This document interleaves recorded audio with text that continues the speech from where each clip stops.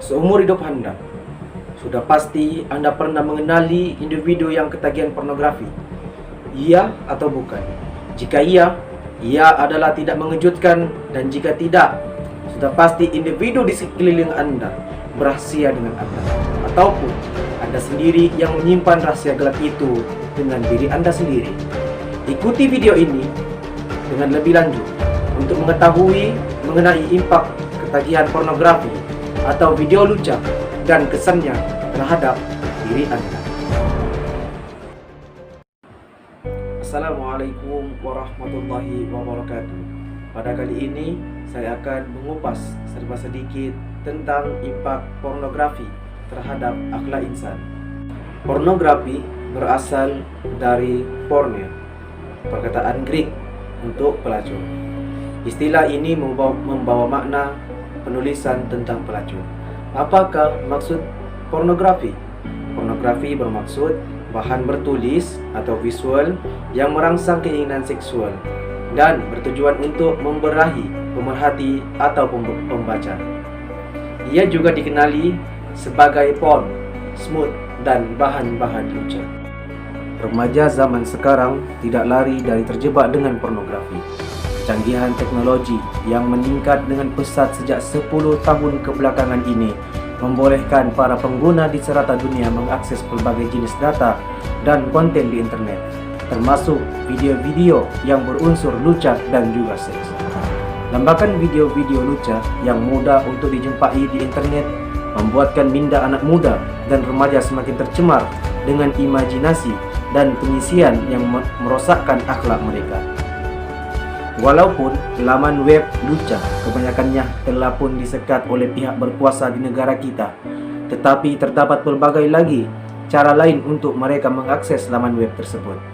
Ramai antara mereka tidak menyedari bahawa gejala menonton video lucah atau pornografi mempunyai banyak kesan sampingan yang boleh memudaratkan tubuh badan serta mental dan fizikal.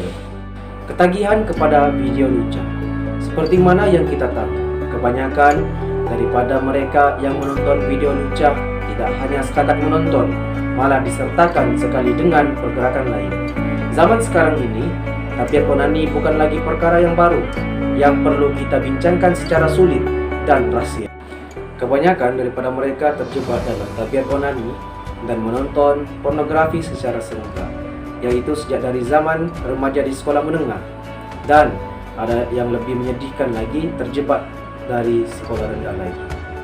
Sejak beberapa tahun kebelakangan ini, juga bahan-bahan pornografi mudah untuk didapati secara percuma di laman-laman sosial, yang mana sememangnya tidak dapat disekat oleh pihak berkuasa di negara Malaysia. Antaranya seperti laman sosial Twitter, yang mana memaparkan berbagai video-video lucah baik luar negara maupun dalam negara. Antara punca ketagihan pornografi ialah yang pertama, mengisi masa lapang. Setelah kenal bagaimana keseronokan pornografi pada mereka, aktiviti yang tidak bermoral ini pula berlanjutan setiap kali ada waktu lapang. Apabila waktu lapang, mereka akan mencari perkara yang berkaitan pornografi untuk memuaskan nafsu mereka. Yang kedua ialah rutin harian. Apabila sudah menjadi kebiasaan, perbuatan menonton video pornografi tersebut akhirnya menjadi rutin harian pada mereka. Kebiasaan yang sebelumnya hanya menonton video lucah apabila tiba waktu lapang mula menjadi rutin harian mereka setiap malam. Yang terakhir ialah ketagihan. Fasa yang terakhir ialah ketagihan. Di fasa inilah perbuatan menonton video lucah menjadi satu keperluan bagi mereka. Jika tidak dapat melihat video-video lucah, walau sekali, mereka akan menjadi gelisah dan resah. Antara kesan-kesan ketagihan pornografi ialah yang pertama, emosi tidak stabil. Orang yang ketagih kepada pornografi ini sama dengan ketagihan terhadap dada, karena saat mereka menonton video lucah, otak mereka akan menghasilkan hormon dopamin yang tinggi sama seperti penagih dada.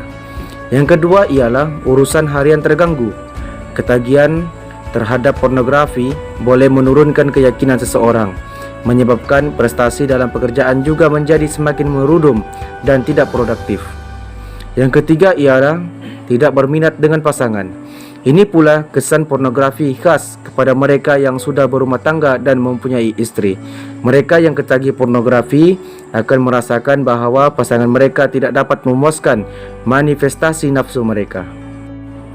Cara untuk berhenti menonton video lucah.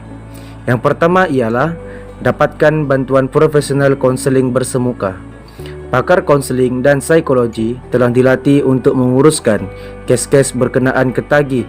Lebih-lebih lagi ketagihan terhadap pornografi yang semakin meningkat saban hari. Jangan takut, jangan khawatir. Mereka sentiasa akan membantu anda jika anda ingin mendapatkan khidmat nasihat dan pandangan berkenaan ketagihan pornografi ini. Yang kedua ialah berhenti secara beransur-ansur. Pakar berpendapat bahawa jika anda berhenti daripada menonton video-video lucah, secara tiba-tiba tubuh badan anda akan mengalami withdrawal syndrome. Yang ketiga ialah elakkan berseorangan. Kadang-kadang mereka yang ketagih kepada pornografi ini adalah disebabkan mereka tinggal berseorangan. Apabila berseorangan, otak kita secara tidak langsung akan memikirkan sesuatu perkara yang menyeronokkan untuk menghilangkan rasa bosan. Kesimpulannya, bahawa pornografi bukannya satu perkara yang mendatangkan faedah kepada kita. Malahan, ia mendatangkan kesan negatif yang teruk terhadap diri, keluarga, masyarakat dan negara. Oleh itu, marilah kita sama-sama mendekatkan diri kita dengan Yang Maha Esa, agar diri kita terhindar daripada perkara yang tidak diingini berlaku. Sekian, itu sahaja daripada saya. Assalamualaikum warahmatullahi wabarakatuh.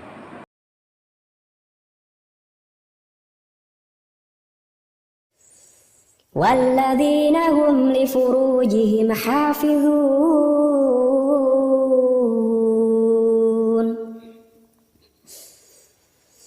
إلا على أزواجهم أو ما ملكت أيمانهم فإنهم غير ملومين